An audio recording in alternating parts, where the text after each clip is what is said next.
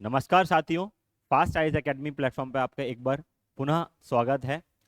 Pre prelims test series 2024 जो fast IAS academy द्वारा आपको प्रोवाइड करी जा रही है। आशा करते हैं आप बहुत अच्छे से टेस्ट सीरीज को लगा रहे हैं। उस टेस्ट सीरीज से आपको बहुत बेनिफिट मिल रहा होगा, अच्छे क्वेश्चंस भी आपको देखने के देख रहे हैं। हमारी पूरी कोशिश है कि आपको 2024 में फर्स्ट अटेम्प्ट में ही आपको प्रीलिम्स निकलवाया जाए। उसी सीरीज में आज हम लेके आए unit 6 Indian economy and MP economy. देखिए, पहले इंडियन इकोनॉमी इतना क्रिटिकल रोल प्ले नहीं करती थी प्रीवियस सिलेबस के अंदर में। अब जो सिलेबस चेंज हुआ है उसमें एमपी और इंडियन इकोनॉमी को मिला के 150 नंबर का इकोनॉमी डाला गया है मेंस में। और यहाँ पर भी आपके प्रीलिम्स में एक पर्टिकुलर यूनिट डाली गई है इंडियन इकोनॉमी और एमपी इकोनॉमी से। तो आप एक्सपेक्ट करें कि यहाँ से इस बार परसेंटेज जो है क्वेश्चंस का वो बढ़ सकता है इकोनॉमी में। तो आज हम शुरू करते हैं इस इंडियन इकोनॉमी से संबंधित जो भी क्वेश्चंस हैं, एमपी इकोनॉमी से जो भी क्वेश्चंस हैं, प्रोस्पेक्टिव क्वेश्चंस बहुत इंपॉर्टेंट जो सारे हैं वो हमने डाले हैं, आपने उनको लगाए होंगे। उन्हीं के साथ जो एडिशनल फैक्ट्स हैं हम वो आपको यहाँ पर देंगे, जिससे आपको 300 से 400 क्वेश्चंस जो इंडियन इकोनॉमी और एमपी इकोनॉमी है वो आपके कवर अप हो जाएंगे। चलिए शुरू करते हैं। पहला क्वेश्चन है सतत विकास लक्ष्य, सतत विकास सस्टेनेबल डेवलपमेंट इस बार आपके डायरेक्टली सिलेबस के अंदर डाला गया है, एक पर्टिकुलर हेडिंग बनाया गया है। एक्सपेक्ट करें क्वेश्चन यहां से आएगा। सतत विकास लक्ष्य सूचकांक रिपोर्ट 2020-21 में मध्य प्रदेश का कौन सा स्थान रहा? डायरेक्ट रैंक है, सस्टेनेबल डेवलपमेंट इंडेक्स में हमारा क्या रैंक रहा है? तो इसका जो आंसर है, आंसर बनेगा, आंसर इज C17।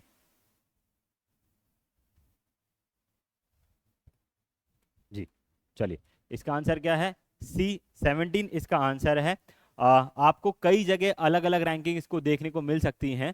17th हम प्लेस पर हैं, कुछ स्टेट्स को एक पर्टिकुलर रैंक पे 3-3 स्टेट्स भी हैं, तो उसके अकॉर्डिंग देखेंगे तो इसका रैंक बनता है 11, बट जनरल जो सब जगह बोला गया है उसका 17th रैंक है।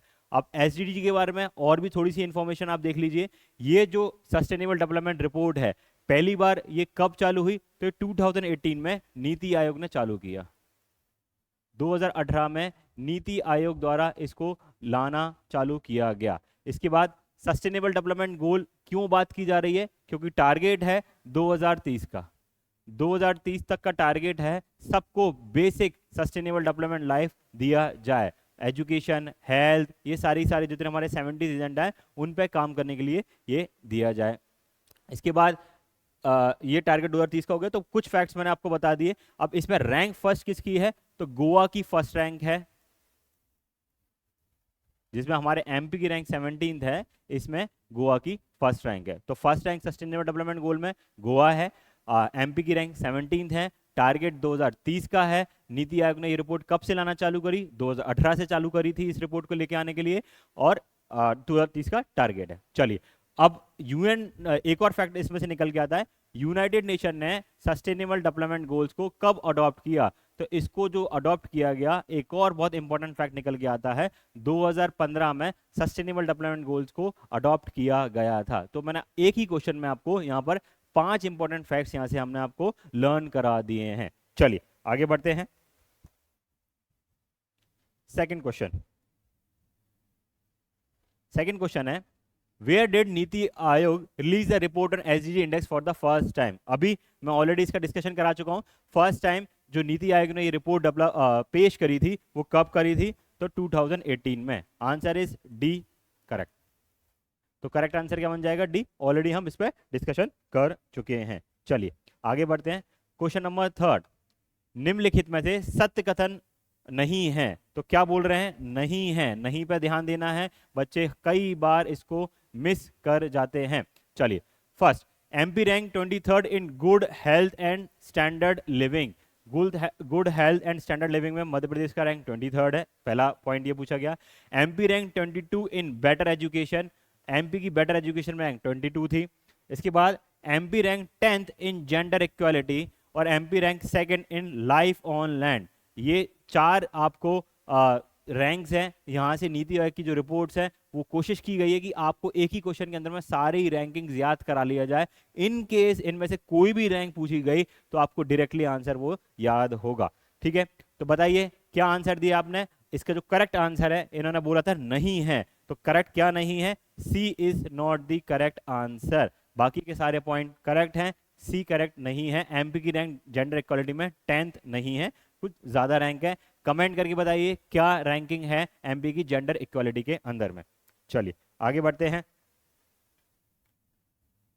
सस्ती और स्वच्छ ऊर्जा में मध्य प्रदेश का स्थान, सस्ती और सौर ऊर्जा में मध्य प्रदेश का क्या स्थान है? आंसर इज ए। यहां से ही आप याद करेंगे इसको, answer is A, correct answer is A. 20th rank रही है मध्य प्रदेश की सस्ती और स्वच्छ ऊर्जा के मामले में, तो आंसर बनता है हमारा ए। चलिए आगे बढ़ते हैं। 5th, what is the score of Madhya Pradesh according to sustainable development goal index report 2020-21? देखिए 100 पॉइंट का स्कोर होता है, जिसमें से गोवा फर्स्ट रैंक रही थी, इसने 100 आउट ऑफ 100 अचीव किया। ना वहाँ गरीबी है, ना भुखमरी है, एजुकेशन का स्तर अच्छा है, लिविंग स्टैंडर्ड अच्छा है, तो उन्हें सारे पैमाने पर खरे पाए गए, है ना, तो उसके अकॉर्डिंग उनकी फर्स्ट रैंक थी। अभी मध्य प्रदेश की क्या स्कोर रहा था? तो मध्य प्रदेश का स्कोर इसमें से रहा था आपका 62 पॉइंट्स। तो 62 पॉइंट्स के अकॉर्डिंगली हमारा क्या बनता है? Answer B. तो सस्टेनेबल डेवलपमेंट गोल से जितने भी क्वेश्चन बन सकते थे, हमने कोशिश की है पूरी आपसे वो क्वेश्चन पूछने की, जिससे यहाँ से ही आप उम्मीद करें 1 से 2 क्वेश्चन अगर सस्टेनेबल डेवलपमेंट से आएंगे तो वो है दैट इज क्वेश्चन आपको वहां पर देखने को मिल जाएंगे। चलिए आगे बढ़ते हैं। What is the rank of Madhya Pradesh in clean water and sanitation? Next question कि क्लीन वाटर एंड सैनिटेशन में मध्य प्रदेश का क्या स्थान रहा है? आंसर इज, बताइए आंसर क्या है इसका, कमेंट कीजिए। Answer is 10th। मैं बता देता हूं आपको, हमारी इसमें क्या रैंक रही है? 10th रैंकिंग हमारी इसके अंदर में रही है। तो क्लीन वाटर एंड सैनिटेशन में हमारी 10th रैंक रही है। चलिए आगे बढ़ते हैं। Question number 7, Madhya Pradesh stand at which position among food grain production state of country? Madhya Pradesh देश के खाद्यान्न उत्पादक राज्यों में कौन से नंबर पे आता है? एमपी एक एग्रीकल्चर स्टेट है, एग्रीकल्चर स्टेट होने के कारण से हम ज़्यादा प्रोडक्शन करते हैं। 7 बार हमें कृषि कमर्ट अवार्ड भी मिल चुका है। कमेंट करके बताइएगा कितना, कौन कौन सा बार दाल दलहन में, तिलहन में, गेहूं में हमें कब कब कौन सा अवार्ड मिला है, ये भी याद करने वाला एक फैक्ट है। यहाँ से हम देख लेते हैं इसकी रैंकिंग क्या है। मध्य प्रदेश की रैंकिंग है हमारी 2nd, तो आंसर बनेगा बी। खाद्यान्न उत्पन्न में टोटल जो हमारा प्रोडक्शन है, फूड प्रोडक्शन है, उसमें हमारी रैंकिंग कौन सी है? 2nd हमारी रैंकिंग इसके अंदर में है। चलिए आगे बढ़ते हैं।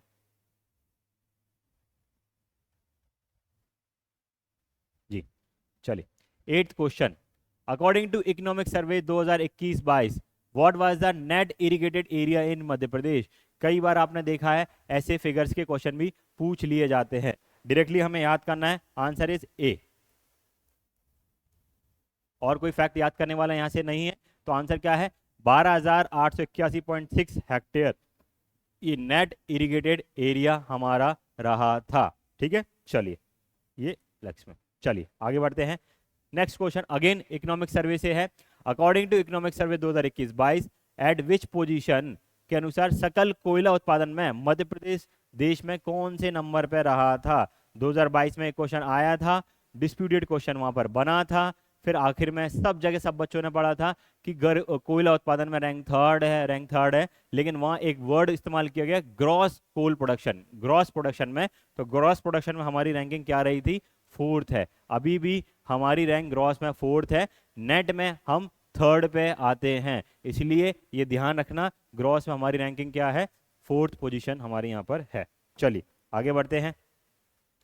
क्वेश्चन नंबर 10 अगेन एक इकोनॉमिक सर्वे से क्वेश्चन है। 2021-22 के अनुसार मध्य प्रदेश में राष्ट्रीय राजमार्गों की कुल लंबाई कितनी है? देखिए ये हो सकता है कि आपको अलग अलग मिले, लेकिन जब आप सरकारी डॉक्यूमेंट्स में जाएंगे, सरकारी वेबसाइट में जाएंगे, तो वहां आप देखेंगे कि अभी भी वहां पर आपको क्या मिल रहा है? आंकड़ा 8850। तो इसलिए इसका आंसर क्या बनेगा? 8850। Answer is correct, A answer आपका यहाँ पर करेक्ट है। चलिए आगे बढ़ते हैं।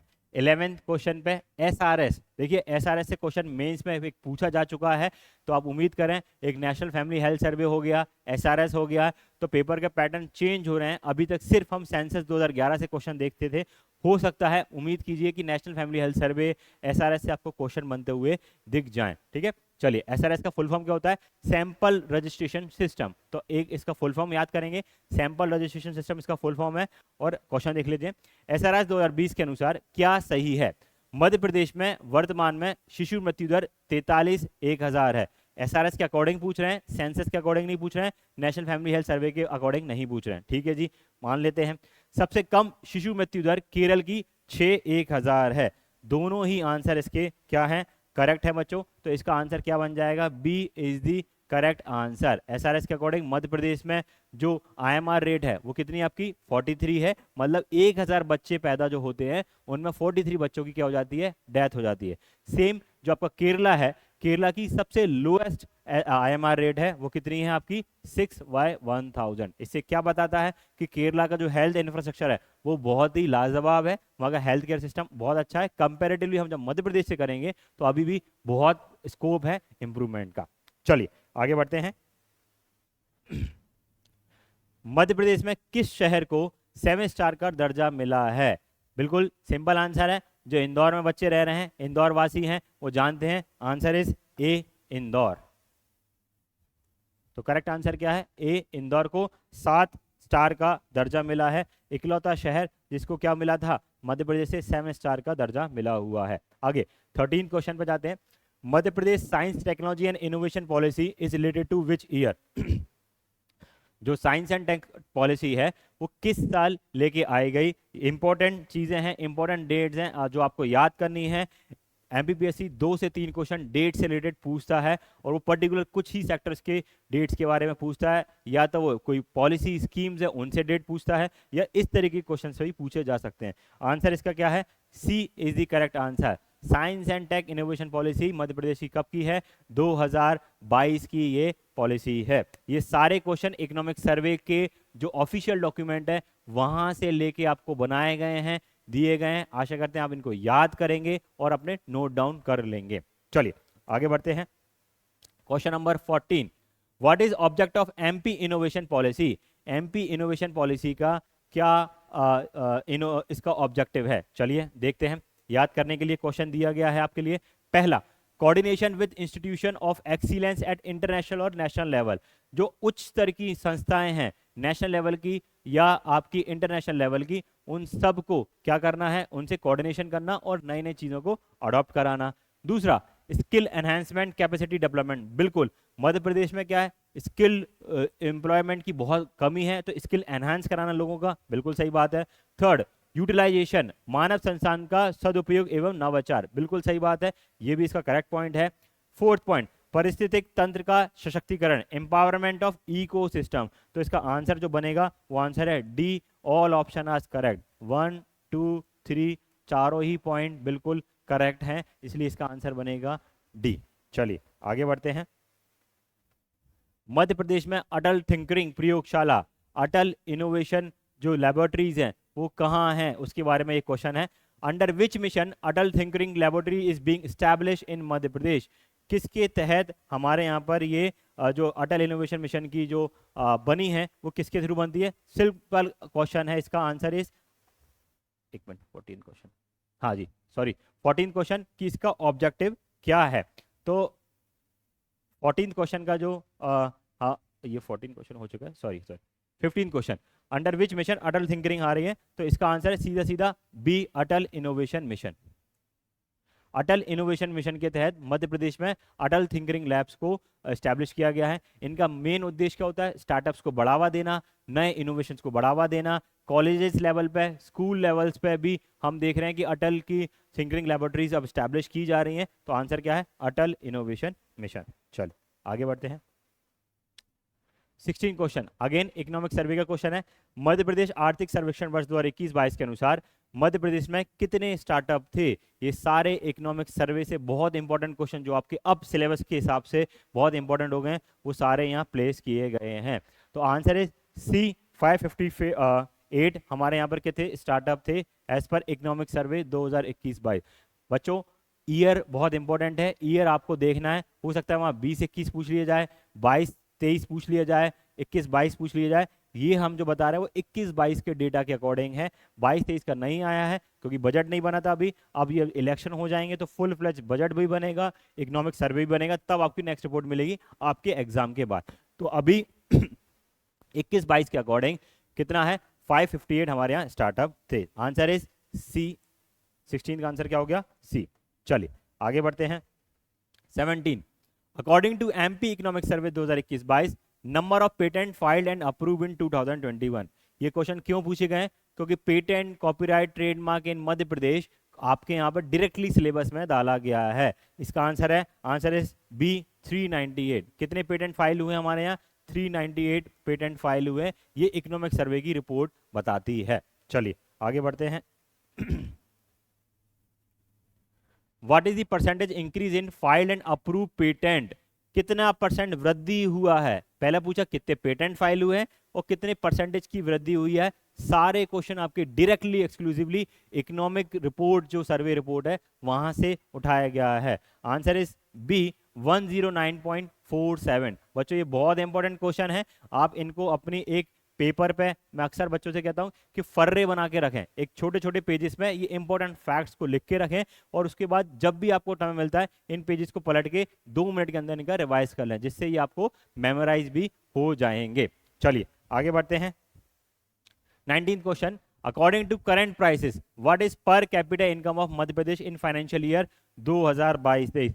डेट देखें यहाँ पर अब चेंज हो गई है, यहाँ क्या बोला जा रहा है, 22-23 फाइनेंशियल ईयर बोला जाता है। अभी तक हम इकोनॉमिक सर्वे 21-22 देख रहे थे। तो इसका आंसर सभी को पता है, सभी ने करंट अफेयर्स में पढ़ा है, 140,583। तो आंसर बनेगा ए।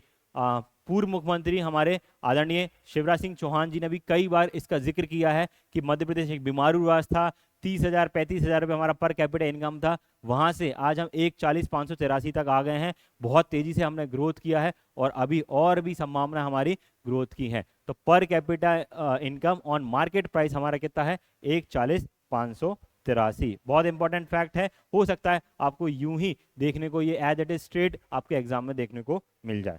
चलिए आगे बढ़ते हैं। Question number 20, Madhya Pradesh stand as a which state of the country to develop e Girdawari project. E Girdawari एक प्रोजेक्ट था जिसका किससे संबंधित है, जमीन से, एग्रीकल्चर की लैंड से संबंधित है, पटवारियों से संबंधित है। आंसर इज ए। हम मध्य प्रदेश भारत का पहला राज्य था ई गिरदारी प्रोजेक्ट को लॉन्च करने के में, इंप्लीमेंट करने के मामले में। Answer is A, first rank हमारी यहाँ पर थी। चलिए आगे बढ़ते हैं। क्वेश्चन नंबर 21, व्हेन भगवान बिरसा मुंडा स्वरोजगार योजना recommended by Madhya Pradesh government. देखिए यहाँ पर क्वेश्चन ट्विस्ट, कुछ बच्चों ने हो सकता है यहाँ एक क्वेश्चन गलत किया हो कि बिरसा मुंडा जयंती कब बनाई जाती है, तो उसके अकॉर्डिंगली उन्होंने 15 नवंबर आंसर लगाया हो। लेकिन हमने क्वेश्चन पूछा है अनुशंसा कब की थी, ना कि किस दिन से मनाई जाती है। तो अनुशंसा कब की गई है, आंसर इज 6 सितंबर। तो आंसर आपका क्या बनेगा, बी इज द आंसर। इस क्वेश्चन के अकॉर्डिंग अनुशंसा पूछा गया है, रिकमेंडेशन पूछा गया है। बिरसा मुंडा जयंती की रिकमेंडेशन कब किया गया था, 6 सितंबर को किया गया। हम बनाते कब हैं, 15 नवंबर को हम इसको बनाते हैं। कब से बनाना चालू किया है सर, 2021 से। प्रधानमंत्री नरेंद्र मोदी जी हमारे 2021 में भोपाल आए 15 नवंबर को, उस दिन उन्होंने बिरसा मुंडा जयंती बनाना चालू किया और इसी दिन हमने रानी कमलापति स्टेशन का भी इनॉर्गेशन किया था, जिसका पुराना नाम क्या था, हबीबगंज स्टेशन था। कमलापति स्टेशन का हमने इनॉर्गेशन भी इसी दिन किया था। तो 2 फैक्ट हैं 15 नवंबर के कि बिरसा मुंडा जयंती कब बनाई जाती है, 15 नवंबर 2022 को बनाई जाती है। लेकिन अनुशंसा कब की गई, अनुशंसा की गई 6 तारीख को। इसलिए इसका आंसर क्या बन जाएगा, इसका आंसर बन जाएगा B is the correct answer. चलिए एक कंफ्यूजिंग क्वेश्चन था, इसमें थोड़ा सा संयम रख के शांति से क्वेश्चन धैर्यपूर्वक पढ़ना था और आंसर देना था। चलिए आगे बढ़ते हैं। Question number 22, What is engine of economic development and to promote equitable development in MP? मध्य प्रदेश में आर्थिक विकास का इंजन और समान विकास को बढ़ावा देने वाला माध्यम क्या है। देखिए मध्य प्रदेश एक बहुत बड़ा हैवी इंडस्ट्रियल क्वेश्चन नहीं है, कॉन्सेप्चुअल क्वेश्चन है। कॉन्सेप्ट पे दिमाग लगाएंगे, भले ही आपने ये चीज नहीं पढ़ रखी है, लेकिन आपको इर्द गिर्द आपको देखना है कि मध्य प्रदेश में हैवी इंडस्ट्रियलाइजेशन नहीं है। आज भी हमारा जो इंडस्ट्री है वो स्मॉल माइक्रो मीडियम एंटरप्राइजेस पर डिपेंडेंट है। इसलिए हमारा जो इंजन है रोजगार का वो है ए। तो हम MSME पे हम डिपेंडेंट है, इसलिए इसका 22 का आंसर क्या बनेगा आपका? ए, माइक्रो स्मॉल मीडियम एंटरप्राइजेस। चलिए आगे बढ़ते हैं। कॉन्सेप्चुअल क्वेश्चन था 23, मध्य प्रदेश में स्टेट डेटा सेंटर की स्थापना कहाँ की गई है? जो स्टेट डेटा सेंटर है उसकी स्थापना कहाँ की गई है? Answer is B, Bhopal. Bhopal में हमने क्या किया है? स्टेट डेटा सेंटर स्टैब्लिश किया है। करंट अफेयर्स में आपको क्वेश्चन मिल सकता है कि मध्य प्रदेश का सबसे बड़ा डेटा सेंटर कहाँ बनाया जा रहा है, देन उसका आंसर बनेगा इंदौर। अभी ये क्या बोल रहे हैं? State data centre. तो स्टेट डेटा सेंटर हमने कहाँ पे स्टैब्लिश किया है? भोपाल। सबसे बड़ा डेटा सेंटर मध्य प्रदेश का कहाँ है? देन उसका आंसर आपको बन जाएगा इंदौर। दोनों में डिफरेंस है, ध्यानपूर्वक याद कीजिएगा, ध्यानपूर्वक अपने नोट्स में लिखिएगा। चलिए आगे बढ़ते हैं। 24, मंगल दिवस योजना की शुरुआत किस विभाग के द्वारा की गई है? हाँ जी, मंगल दिवस योजना बहुत ज्यादा अभी चर्चा में रही थी, किससे संबंधित है बताएंगे? कमेंट कीजिए। तो ये जो है वो परिवार और एवं कल्याण मंत्रालय द्वारा ये इसको चालू किया गया था। आंसर इस नहीं, ये एक आंगनवाड़ी से संबंधित है, सॉरी। इसका आंसर है महिला एवं बाल विकास। महिला एवं बाल विकास से ये संबंधित योजना ये है, जिसमें आंगनवाड़ी में क्या किया जाता है? 4 मंगलवार को मंगल दिवस बनाया जाता है, जिसके अंदर जो प्रेग्नेंट वुमेन है उनको अवेयर करना, खाना कैसे लेना है उनको अवेयर करना। ऐसे 4 मंगलवार को, 4 ट्यूसडेज इन अ मंथ, ये अलग अलग 4 ट्यूसडेज को अलग अलग एक्टिविटीज की जाती हैं। तो आंसर इसका है ए, महिला एवं बाल विकास। हाल ही में इसमें एक और ट्यूसडे जोड़ दिया गया है, 3 महीने में कुपोषण से संबंधित जानकारी दी जाएगी। तो मंगल दिवस के अंदर में हम क्या कर रहे हैं? 5 ट्यूसडेज लेते हैं, महीने के 4 ट्यूसडे, और उसके बाद जो 5वां ट्यूसडे है वो 3 मंथ वाला होगा। इसमें हम माल न्यूट्रिशन, कुपोषण से संबंधित जानकारी देते हैं। तो इसका आंसर क्या आएगा? 24 का आंसर इज ए। चलिए आगे बढ़ते हैं। क्वेश्चन नंबर 25, नलों के माध्यम से सभी व्यक्तियों को जल प्रदान करने वाला जिला कौन कौन सा है? बहुत इंपॉर्टेंट क्वेश्चन है। हर घर नल जल योजना चल रही है, उसका भी एक क्वेश्चन इसमें डाला गया है, वो भी आपसे अभी पूछेंगे, आगे हम डिस्कस करेंगे। तो हर घर नल योजना के तहत बुरहानपुर पहला हमारे यहाँ पर जिला था जिसने सारे घरों में क्या किया है? पानी पहुंचा दिया है। दूसरा कौन सा था? तो निवाड़ी था। इसलिए इसका आंसर क्या बनेगा? 1 और 4। आंसर इज ए, आपका ए इसका करेक्ट आंसर है। बुरहानपुर और निवाड़ी 2 ऐसे जिले हैं जहां हर घर में क्या है? नल से कनेक्शन है, नल से पानी आता है, उनको कहीं भी पानी लेने के लिए जाना नहीं पड़ता है। नेक्स्ट क्वेश्चन 26, उद्योग, नवाचार और बुनियादी ढांचे में मध्य प्रदेश का कौन सा स्थान है? In industry, innovation and infrastructure में हमारा कौन सा नंबर है? एक मिनट, चलिए जी, इंडस्ट्री इनोवेशन में हमारा क्या नंबर है बताइए? केरला, कर्नाटक, गुजरात, मध्य प्रदेश, किस जिले की पहली रैंकिंग है? तो आंसर है सी, गुजरात। गुजरात की क्या है? आपकी फर्स्ट रैंक है उद्योग, नवाचार और इनोवेशन के अंदर में। चलिए एक मिनट, कुछ गड़बड़ तो नहीं हुई? हाँ, और एमपी की क्या रैंकिंग रही है? 26 का आंसर है C20। तो मध्य प्रदेश की रैंकिंग क्या रही है? 20 रही है। पहले नंबर पे कौन है? तो गुजरात पहले नंबर पे है। दोनों के आंसर आपके क्या हो जाएंगे? सी, दोनों के करेक्ट आंसर इसमें है। चलिए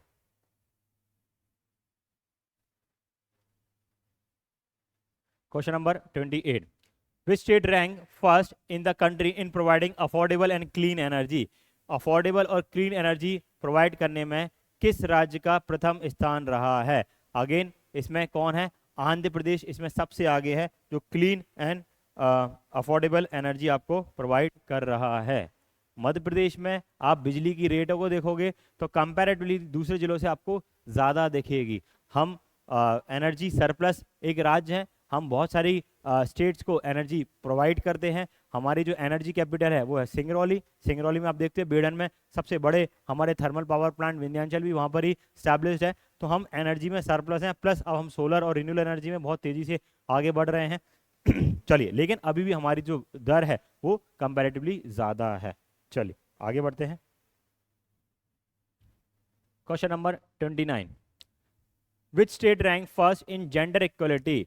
लैंगिक समानता में हमारी क्या रैंक, कौन सा देश की क्या रैंकिंग रही है। तो पहले नंबर पर जो रैंकिंग समांगता है उसमें जो फर्स्ट रैंक आई है दैट इज छत्तीसगढ़। तो आंसर बनेगा सी, छत्तीसगढ़। मध्य प्रदेश की क्या रैंक रही है, तो मध्य प्रदेश की इसमें रैंक रही थी 9th। यहाँ से ही आप नोट डाउन कर लें, एमपी की जेंडर इक्वालिटी में रैंक है 9th। सबसे फर्स्ट रैंक पे कौन है, तो आपका छत्तीसगढ़ इसमें फर्स्ट रैंक पे आपको देखने को मिलेगा। चलिए आगे, 30th question, following is not correctly match, इनमें से कौन करेक्टली मैच नहीं है। काफी इंपॉर्टेंट क्वेश्चन है, ऑर्गेनाइजेशन सारी आपकी दी गई हैं, ठीक है। तो इसका आंसर है आपका ए। 30th का आंसर आपका क्या है, वीपो इज द करेक्ट आंसर। वीपो 1967 में नहीं, 1968 में नहीं, 1967 में बना था, ठीक है। बाकी सारे आप याद कर सकते हैं। G20 ऑर्गेनाइजेशन 1999 में है, आसियान कंट्री 1967 में है। कमेंट करके बताइएगा आसियान जब बना तो कितने सदस्य उसमें थे और अभी कितने सदस्य उसके अंदर में हैं। नेक्स्ट है सार्क ऑर्गेनाइजेशन, सार्क बना 1985 में। तो ये सारे फैक्ट्स करेक्ट हैं, बस ये गलत था। इसका आंसर क्या है, 1967। चलिए आगे बढ़ते हैं। विश्व बौद्धिक संपदा विश्व बौद्धिक संपदा दिवस कब बनाया जाता है, वर्ल्ड इंटेलेक्चुअल प्रॉपर्टी डे कब बनाया जाता है, बताइए। इसका आंसर है 26 अप्रैल। ए इज द करेक्ट आंसर। कब बनाते हैं हम विश्व बौद्धिक संपदा दिवस, 26 अप्रैल को हम ये बनाते हैं। चलिए next, national intellectual property rights policy is related to which year, जो हमारी राष्ट्रीय बौद्धिक संपदा अधिकार नीति है वो किस ईयर से संबंधित है। Answer is B, 2016। सीधे सीधे फैक्ट्स हैं जो आपको याद करने हैं, तो इसका आंसर क्या हो जाएगा, बी, 2016 इसका आंसर है। इन चीजों को याद कर लीजिए अच्छे से।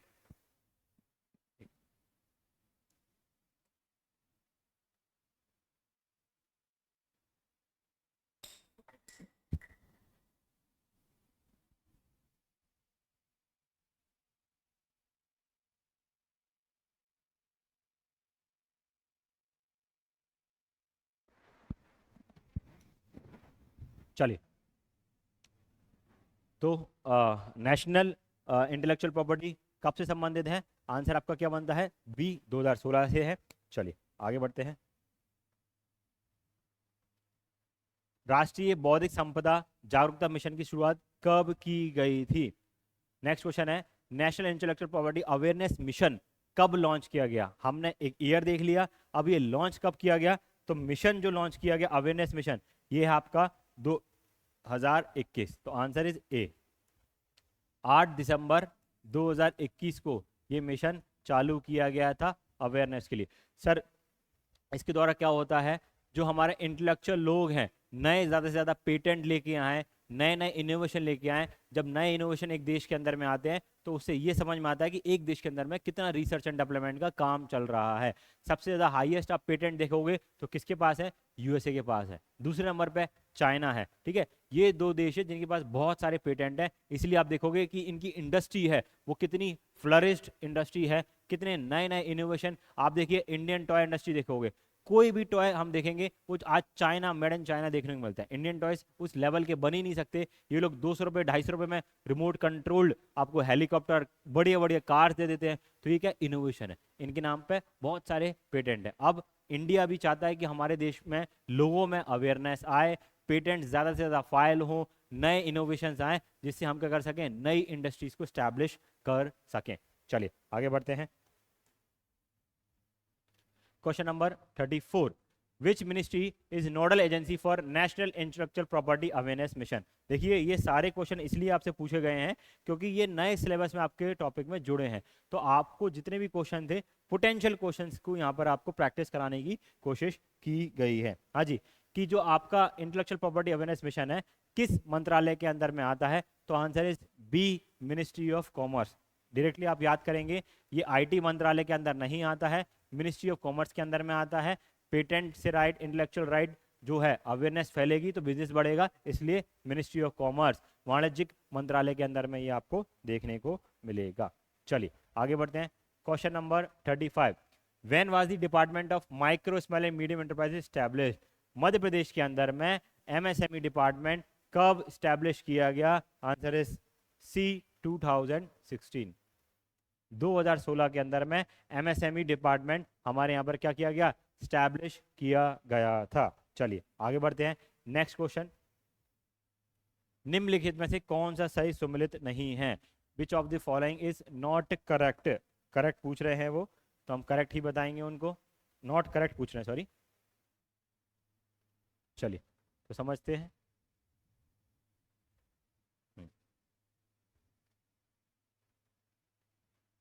जी, नॉट करेक्ट पूछ रहे हैं, एक मिनट। हाँ जी,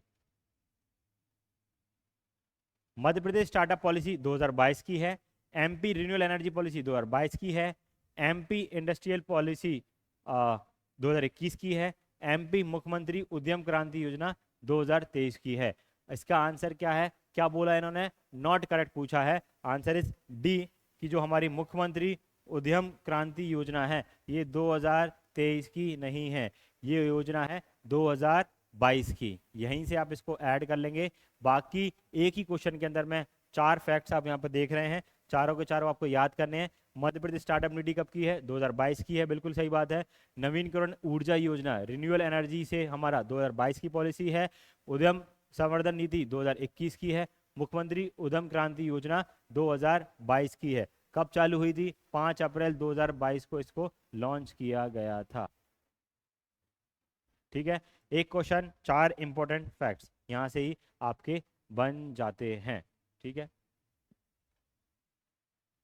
चलिए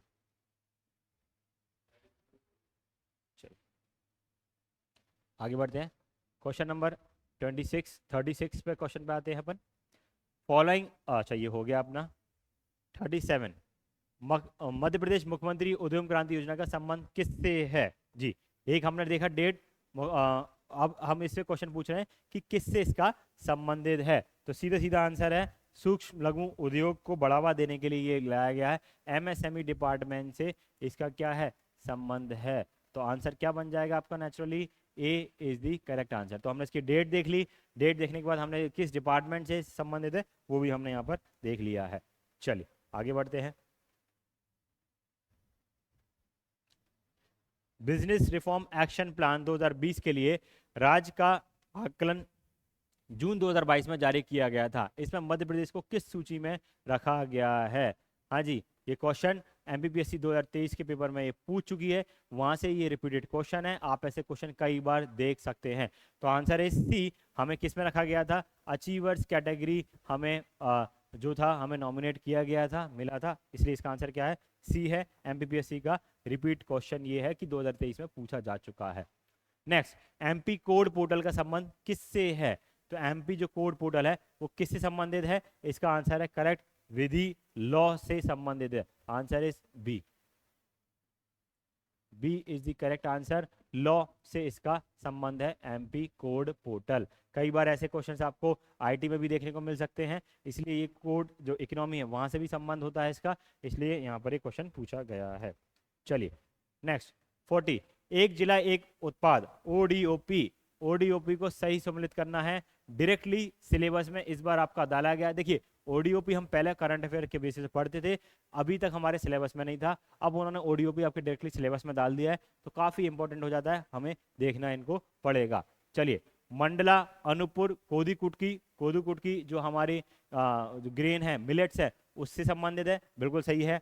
ग्वालियर, ग्वालियर में गन्ना बनता है क्या? कमेंट करके बताइए क्या है इसका करेक्ट आंसर। इंदौर ड्यूरम गेहूं, भिंड बाजरा।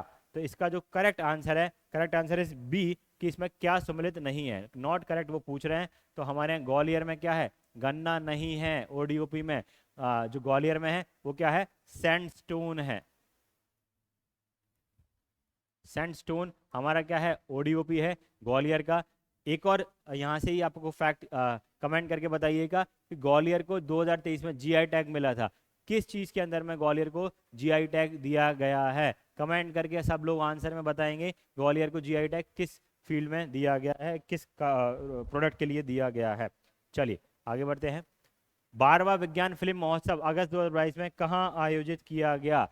12th science film festival India में जो हुआ वो कहाँ आयोजित किया गया था? आंसर है सी, ये भोपाल में किया गया था। सीधा सीधा फैक्ट है, आपको यहीं से इसको क्या करना है, याद करना है। जो इसकी जो अवार्ड दिया गया इस मूवी में, वो जो पेंगोलियन एक मूवी थी, उसको इंग्लिश में मूवी थी, उसको यहाँ पर फर्स्ट प्राइज दिया गया था। तो इंडियन पेंगोलियन एक मूवी थी इंग्लिश में, उसको यहाँ पर क्या किया गया है, फर्स्ट प्राइज दिया गया था। किसके अंदर में, विज्ञान फिल्म महोत्सव के अंदर में। साइंस से रिलेटेड जो मूवीज रहती हैं, है ना, अपने नेचर से रिलेटेड जो मूवीज रहती हैं, उनको यहाँ पर प्रदर्शित किया जाता है और उनको यहाँ पर अवार्ड दिया जाता है। टोटल 4 अवार्ड इसके अंदर में दिए जाते हैं, जिसमें से जो फर्स्ट अवार्ड मिला था इंडियन पेंगोलियन एक मूवी थी, इंग्लिश में थी, उसको दिया गया था। चलिए आगे बढ़ते हैं। क्वेश्चन नंबर 42, टाटिया मामा आर्थिक कल्याण योजना का संबंध किससे है? बिल्कुल इजी क्वेश्चन था, डायरेक्टली आपको यहाँ से आंसर दे देना चाहिए था। आंसर है सी, एसटी वर्ग, शेड्यूल्ड ट्राइब के जो लोग हैं, वो आर्थिक रूप से कमजोर लोगों को वित्तीय सहायता प्रदान करने के लिए क्या किया गया है, सेल्फ एम्प्लॉयमेंट एक स्कीम है कि हम शेड्यूल्ड ट्राइब के जो लोग हैं, ट्राइबल लोग हैं, जनजाति के लोग हैं, वो स्वरोजगार बन सके, उनके लिए ये स्कीम लेके आई थी। कुछ और फैक्ट्स इसके यहाँ से याद कर लीजिए, कौन कौन इसके लिए एलिजिबल है। तो जो 18 से 55 साल के लोग हैं, उनके लिए ही ये स्कीम्स एलिजिबल है। 18 से छोटे लोग या 55 से बड़े लोग इस स्कीम में पार्टिसिपेट नहीं कर सकते हैं। कितना पैसा मिलता है? तो 10,000 रुपये से लेके 1 लाख रुपए तक हम इस स्कीम के तहत क्या करते हैं, सहायता प्रदान की जाती है। सब्सिडाइज रेट ऑफ इंटरेस्ट होता है, मात्र 7% इंटरेस्ट रेट पर क्या मिलेगा आपको, ये स्कीम पे पैसा मिल जाता है। तो हमने कौन सी स्कीम देख ली, टाटे मामा बिल देख ली। स्कीम किसके लिए? शेड्यूल्ड ट्राइब से लोगों के लिए स्वरोजगार को बढ़ावा देने के लिए। 18 से 55 साल के लोग ही इसमें पार्टिसिपेट कर सकते हैं। कितना पैसा मिलेगा? 10,000 से 1 लाख रुपए तक इसके अंदर में मिलेगा। एक क्वेश्चन, 6 फैक्ट आपको याद करा दिए गए। चलिए आगे बढ़ते हैं। क्वेश्चन नंबर 43, मध्य प्रदेश जीवन अमृत योजना, मध्य प्रदेश जीवन अमृत योजना 2022 इज रिलेटेड टू, किससे संबंधित है मध्य प्रदेश जीवन अमृत योजना? Answer is D, boosting the immune system. Immune system को बढ़ावा देने के लिए आपको ये क्या किया गया था, जीवन अमृत योजना लेके आई थी। आपने देखा होगा कोविड के टाइम पे एक त्रिकूट चूर्ण पूरे घरों में सरकारी महकमे ने बांटा था आपको, जिससे आपकी इम्यूनिटी बूस्ट की जाए। वो इसी योजना के तहत हर घर जो त्रिकूट चूर्ण पाउडर बांटा गया था, वो इसी के थ्रू पाया गया था। आयुष पद्धति से लोगों के कोविड को ठीक किया जा सके, इसका मेन इंपॉर्टेंट ऑब्जेक्टिव था। तो कब आई ये आपकी? 2020 में आई। किससे संबंधित है? इम्यून सिस्टम को बढ़ावा देने से संबंधित ये एक योजना थी। चलिए आगे बढ़ते हैं। क्वेश्चन नंबर 44, 2020-21 के अनुसार मध्य प्रदेश की कृषि वृद्धि दर कितनी रही है? 2020-21 के अनुसार हमारी जो वृद्धि दर रही है वो कितनी रही है? आंसर इज बी, सी 17.5। तो करेक्ट आंसर इसका क्या है? 17.5 की दर से हमारे क्या रहा था, वृद्धि दर रही 2021 में। 2021 में जब कोविड का टाइम था, हमारे यहाँ सबसे highest, one of the highest हमने एग्रीकल्चर ग्रोथ रेट उस टाइम पे देखी। चलिए आगे बढ़ते हैं। मुख्यमंत्री कन्या विवाह एवं निकाह योजना में कितनी राशि दी जाती है? हाँ जी, एक इंपॉर्टेंट क्वेश्चन। हाल ही में एमपीपीएससी ने एक असिस्टेंट टैक्स ऑफिसर का एग्जाम कराया था, उसमें भी ये क्वेश्चन पूछा गया था। लेकिन उन्होंने जो क्वेश्चन पूछा था, उन्होंने बोला कि पे चेक के थ्रू कितना अमाउंट दिया जाता है। तो पे चेक के थ्रू अगर आप देखेंगे तो आंसर बनता 49,000। लेकिन यहाँ पर क्या पूछा गया, कितनी निकाह राशि दी जाती है? तो इसका आंसर है C, C is the correct answer. Total जो पैसा दिया जाता है मुख्यमंत्री कन्या विवाह योजना के अंतर्गत, तो 55,000 रुपए इसमें टोटल दिए जाते हैं, जिसमें से 49,000 जो वधू रहती है उसके अकाउंट में डायरेक्टली चेक जमा करा दिया जाता है, तो 49,000 रुपये उसके अंदर में मिलते हैं। 6,000 रुपये जो रिमेनिंग है, जो 6,000 रुपये जो कराने वाले संयोजक हैं, जो ये सम्मेलन कराते हैं, महिलाओं विवाह करा रहे हैं, कन्या विवाह करा रहे हैं, उनको ये 6,000 दिया जाता है। चाहे वो नगर निगम हो, नगर पालिका हो, या कोई और संस्था हो जो पूरा ऑर्गेनाइज कराती है, उसको हम ये 6,000 रुपये देते हैं। तो वधु को कितने पैसे मिल जाते हैं इसके अंदर में? 49,000 रुपये। टोटल पैसा कितना दिया जाता है? तो 55,000। 2 क्वेश्चन यहाँ से, 3 क्वेश्चन यहाँ से टोटल बनते हैं।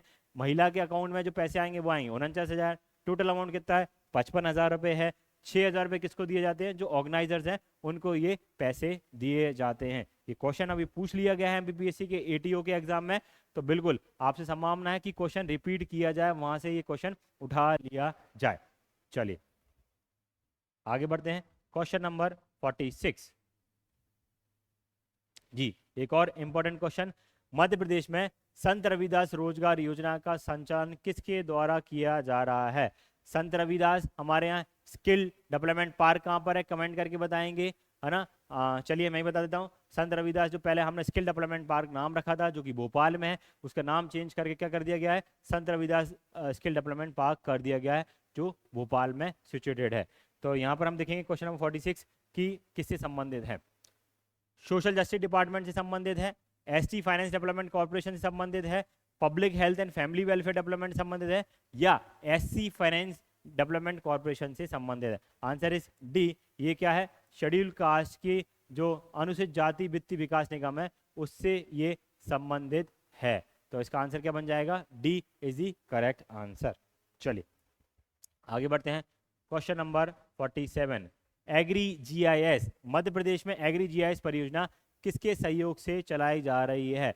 काफी इंपॉर्टेंट क्वेश्चन है। इसका एग्री जीआईएस का अनदर नेम है उन्नति।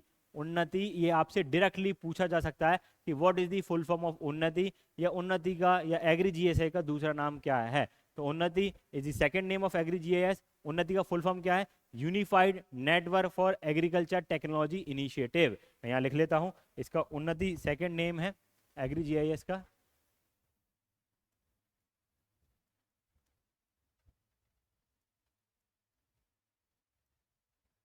उन्नति इसका सेकंड नेम है, जिसका मतलब होता है unified network for agriculture technology initiative. एक मिनट,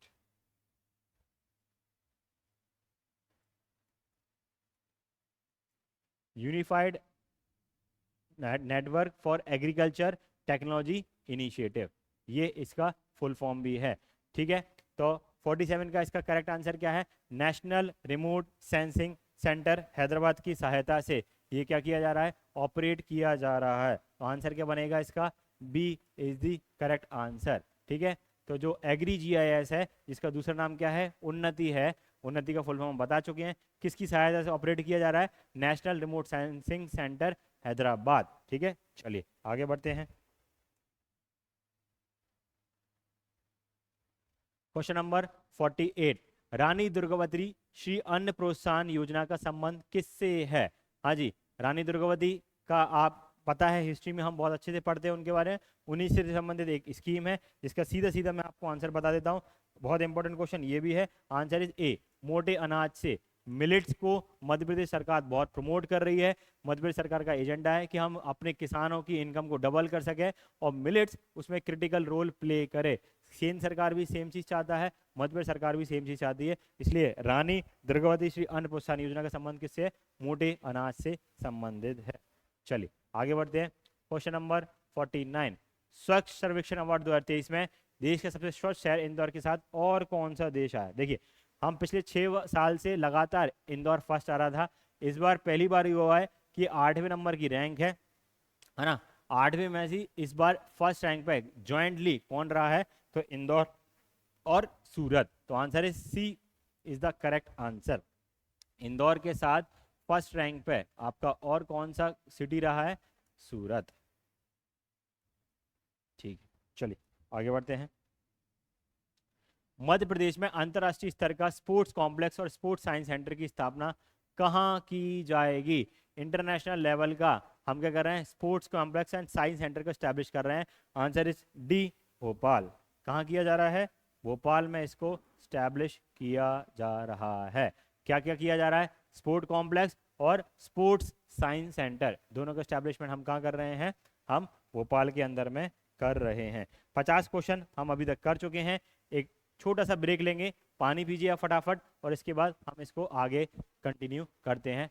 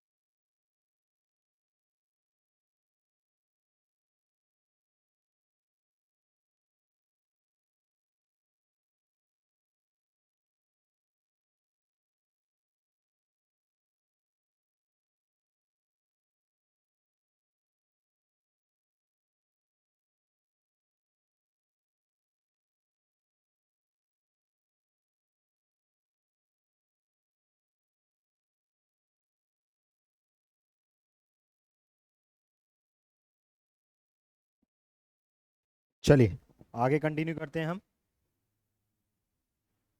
50 क्वेश्चन हमने देख लिए हैं।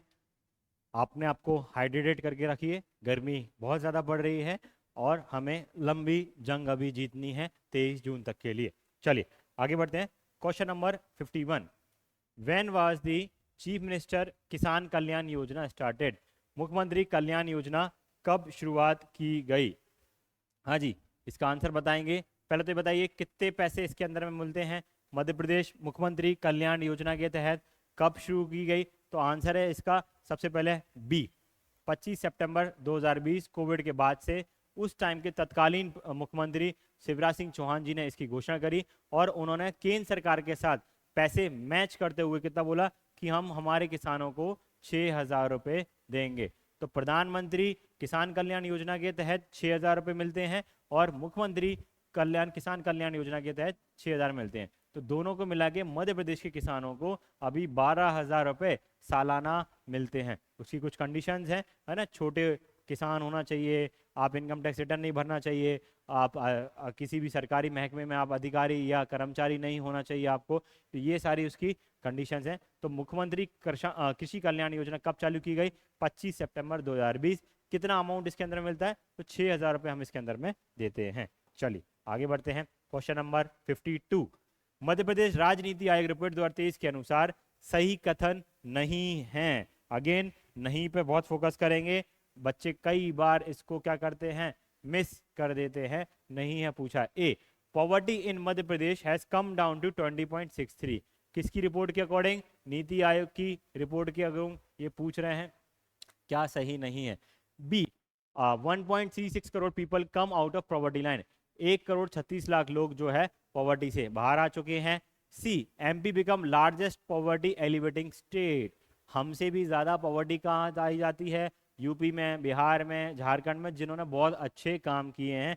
तो ये ऑप्शन इनकरेक्ट है और ऑप्शन उन्होंने पूछा भी क्या है? इनकरेक्ट। डी ऑप्शन क्या है? Poverty has improve the most in Alirajpur. बिल्कुल ये सही है। सबसे ज़्यादा जो तरक्की हुई है पॉवर्टी को इम्प्रूव करने में, ख़त्म करने में, वो डी में हुई है। इसलिए आपका ये आंसर यहाँ पर क्या बन जाता है? सी इनकरेक्ट पूछा था। तो MP become largest poverty alleviation state नहीं, बिहार है, झारखंड है, इन राज्यों ने अपने यहाँ पर बहुत तेजी से गरीबी को दूर किया है।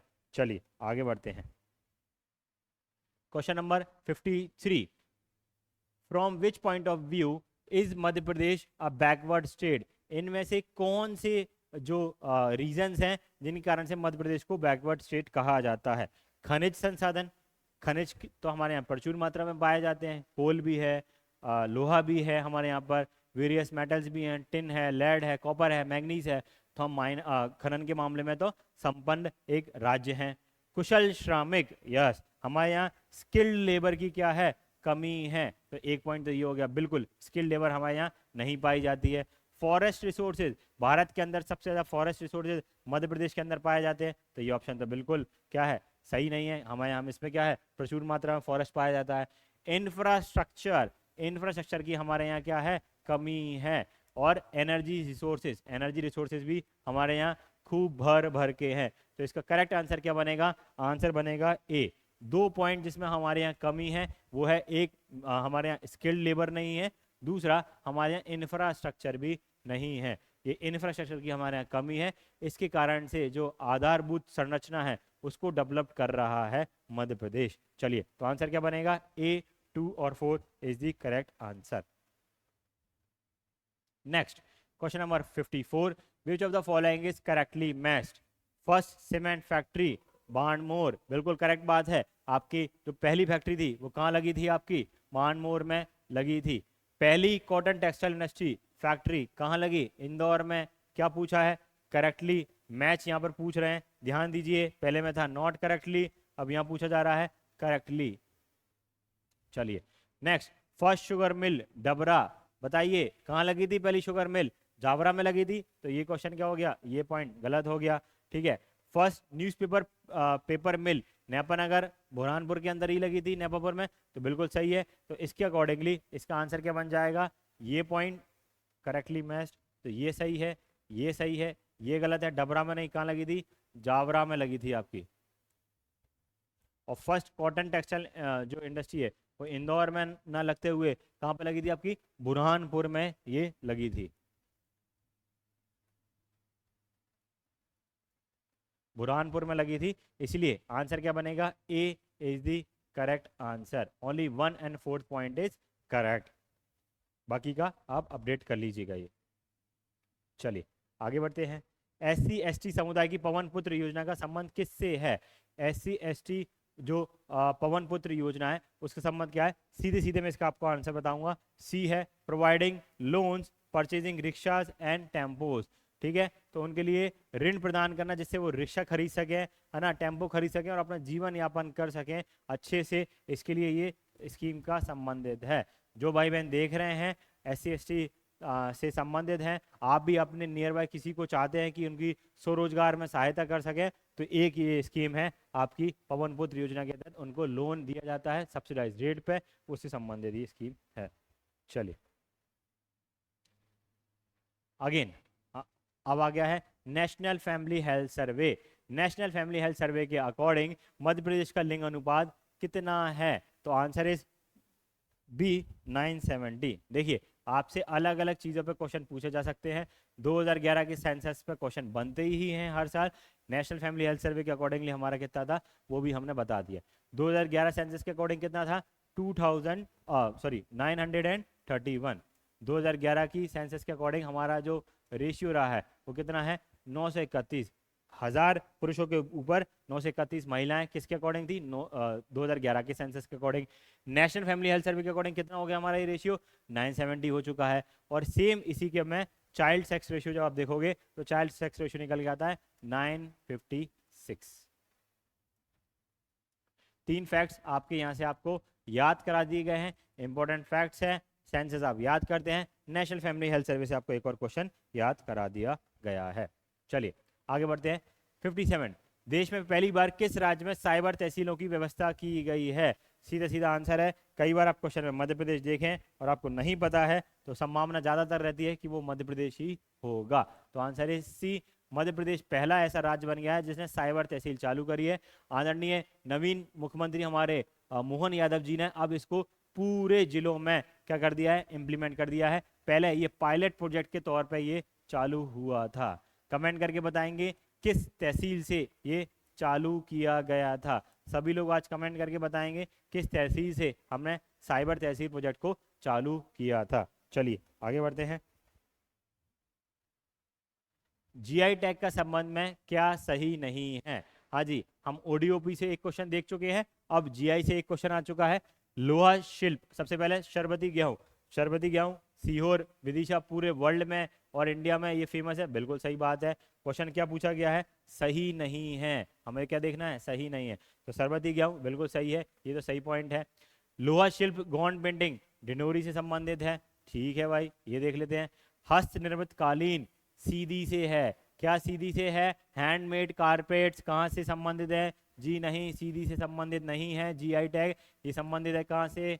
ग्वालियर से। जो हस्त निर्मित कालीन का टैग मिला है 2023 में, किसको मिला है? ग्वालियर में मिला है।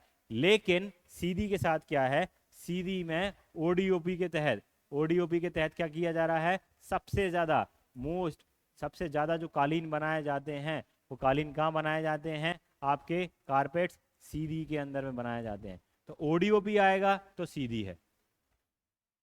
जीआई टैग आएगा हैंडमेड का तो वो क्या है, आपका ग्वालियर। 2 फैक्ट हैं, कंफ्यूजन मत होना, कंफ्यूजन मत रखना। तो जीआई टैग कालीन में किसको मिला है? ग्वालियर को मिला है। ओडीओपी के तहत कहाँ है? तो सीधी जिले के अंदर में कालीन का हम निर्माण करते हैं। चलिए आगे बढ़ते हैं। केंद्र सरकार द्वारा मध्य प्रदेश के जीआई टैग पर डाक टिकट जारी किया गया है। किस जीआई टैग पर हमने क्या किया है, डाक टिकट जारी किया है? आंसर इज डी, आपका सुंदरजा आम। सुंदरजा आम पे हमने क्या किया है, जीआई टैग को क्या किया है, डाक टिकट जारी किया गया है। चलिए इंपॉर्टेंट फैक्ट है, याद रखेंगे। एक जिला एक उत्पादन योजना के तहत गजक, सरसों और शहद का उत्पादन किस जिले में किया जाता है? हाँ जी, सब बताएंगे। चंबल वाले लोग कमेंट करके बताएंगे, प्राउड चंबलियंस, है ना, भागी लोग कहाँ से है? आंसर इज डी, मुरैना में सबसे ज्यादा शहद का उत्पादन, गजक का उत्पादन, सरसों का उत्पादन और दूध का भी उत्पादन मध्य प्रदेश के अंदर कहाँ किया जाता है? आपके मुरैना में किया जाता है। तो answer is D correct. Shivpuri किसके लिए फेमस है? शिवपुरी भेड़ की ऊन के लिए फेमस है। ग्वालियर सैंडस्टोन ओडीओपी में हम देख चुके हैं। जीआई टैग किसका है? हम वो भी देख चुके हैं, हस्तनिर्मित कालीन से संबंधित है। गुना का ओडीओपी क्या है? गुना का ओडीओपी है धनिया, है ना, धनिया के लिए ओडीओपी है। तो आपको 6-7 फैक्ट एक ही क्वेश्चन में दे दिए गए हैं, पूरी लिस्ट हमें याद करके यहाँ से जानी है। एक जिला एक उत्पादन योजना के तहत सही सम्मिलित कीजिए, करेक्ट मैच करना है इसके अंदर में। सुपारी, हस्तशिल्प रीवा, अश्वगंधा फसल नीमच, रेशम राजगढ़, लकड़ी के खिलौने सीहोर। हाँ जी, क्या है करेक्ट आंसर इसका? इन्होंने पूछा सही सम्मिलित नहीं है, सॉरी क्या पूछा इन्होंने? सही सम्मिलित नहीं है। तो सही सम्मिलित जो है रेशम, रेशम राजगढ़ में नहीं है। रेशम कहाँ है? आपके नर्मदापुरम में, जिसको हम होशंगाबाद भी कहते हैं। तो नर्मदापुरम में क्या है? रेशम को ओडीओपी के अंदर में दिया गया है, ना कि आपके राजगढ़ के अंदर में। बाकी सारे फैक्ट्स यहाँ से याद करेंगे अपन। चलिए आगे बढ़ते हैं। 62, मध्य प्रदेश में अनमोल ऐप का संबंध किससे है? अनमोल ऐप का संबंध किससे है? तो सीधा सीधा आंसर है इसका, गर्भवती महिलाओं से इसका संबंध है। चलिए answer is A is the correct answer. 63, लघु उद्योग विकास बैंक का मुख्यालय कहां पर है? Where is the headquarter of SIDBI? SIDBI का हेडक्वार्टर जो है वो कहां पर है? सब बताएंगे कमेंट करके आंसर। आंसर इसका क्या है? इंदौर, नई दिल्ली, मुंबई, लखनऊ। तो करेक्ट आंसर है इसका D is the correct answer. Lucknow में इसका क्या है? हेडक्वार्टर एस्टैब्लिश किया गया है। 64, स्टार्टअप रैंकिंग 2021 में मध्य प्रदेश का कौन सी श्रेणी मिली है? देखिए ऐसे क्वेश्चन पूछ रही है एमपीपीएससी, काफी इंपॉर्टेंट क्वेश्चन है, आप इनको याद करेंगे। इमर्जिंग कैटेगरी में है, एस्पायरिंग लीडिंग कैटेगरी है, टॉप परफॉर्मर कैटेगरी है। टॉप परफॉर्मर कैटेगरी आपको पता है हमारे यहाँ ज्यादा स्टार्टअप्स कहाँ होते हैं? या तो बेंगलुरु में होते हैं, मुंबई में, हैदराबाद में, या दिल्ली पुणे में होते हैं। तो MP is a not top performer, तो हमने एक ऑप्शन तो यहाँ से क्या कर दिया? एलिमिनेट कर दिया। अब ऑब्वियस बात है नन ऑफ दिस भी यहाँ से एलिमिनेट हो गया, बचते हैं दो ऑप्शन, इमर्जिंग कैटेगरी या एस्पायरिंग कैटेगरी। तो आंसर जो इसका है वो क्या है? Aspiring leader category, B is the correct answer. चलिए आगे बढ़ते हैं 65 क्वेश्चन के ऊपर फटाफट। केंद्र सरकार का इनक्यूबेशन सेंटर कहाँ स्थापित किया जा रहा है? सेंट्रल गवर्नमेंट ने इनक्यूबेशन सेंटर को कहाँ एस्टैब्लिश किया है मध्य प्रदेश के अंदर में? तो आंसर इज इसका आंसर है सी, ग्वालियर के अंदर में ये इंक्यूबेशन सेंटर को क्या किया गया है? स्टैब्लिश किया गया है। केंद्र सरकार द्वारा इंक्यूबेशन सेंटर को स्टैब्लिश किया गया है ग्वालियर के अंदर में। किस चीज का प्रमोट किया जा रहा है इसके अंदर में? तो रेडीमेड गारमेंट्स को हब बनाने के लिए इसका प्रमोशन किया जा रहा है। उसमें रेडीमेड गारमेंट्स में हम इनोवेशन लेके आए, अच्छे नए डिजाइन लेके आए, ग्वालियर के लोगों को रोजगार मिले, उससे संबंधित है। तो सेंट्रल गवर्नमेंट ने अपना इनोवेशन सेंटर कहाँ स्टैब्लिश किया है? ग्वालियर में किया है। उसकी सहायता से किसको प्रमोट करेंगे? रेडीमेड गारमेंट्स को हम प्रमोट करने जा रहे हैं। चलिए आगे बढ़ते हैं। Question number 66, what was the objective of self reliant MP? आत्मनिर्भर भारत के क्या पिलर्स हैं इसके अंदर में? क्वेश्चन नंबर 66 में देखते हैं। To make MP a leading state in all field, to bring positive change in the lives of all the citizen of state, preparing a 5-year road map, to review the development every year. हाँ जी 66। ऐसे जब आपको option question देखते हैं generally MP में भी आप देखोगे एमपीपीएससी पेपर में ऑल ऑफ अबव ऑप्शंस रहते हैं। यहाँ पर भी आंसर क्या है? All of above is the answer. तो answer will become B is the correct answer. सारे के चारों पॉइंट क्या है? सही है। वापस याद करें, लीडिंग स्टेट बनाना है ऑल फील्ड्स में, ये इसका एक उद्देश्य है। पॉजिटिव चेंज लेके आना है लोगों की जीवन में। दूसरा 5 साल का इसमें रोड मैप बनाया गया है। और क्या क्या किया है? हर साल जो डेवलपमेंट काम होगा उसको हर साल रिव्यू किया जाएगा, कितना हो गया है, कितना रह गया है, कितना तेजी से काम करना है, ये सारी चीजें इसके अंदर में आएंगी। चलिए आगे बढ़ते हैं। क्वेश्चन नंबर 67, भारत को एफडीआई अंतर प्रवाह करने वाला शीर्ष देश कौन सा है? फॉरेन डायरेक्ट इन्वेस्टमेंट किस देश से भारत के अंदर आते हैं? Option is A Singapore, B UAE, C Mauritius, D USA. तो सबसे ज्यादा जो हमारे यहाँ भारत के अंदर एफडीआई का फ्लो होता है वो है ए सिंगापुर। सर सिंगापुर से क्यों होता है, यूएसए से क्यों नहीं होता? देखिए सिंगापुर जो है वहाँ पर जनरली टैक्स बहुत कम लगता है।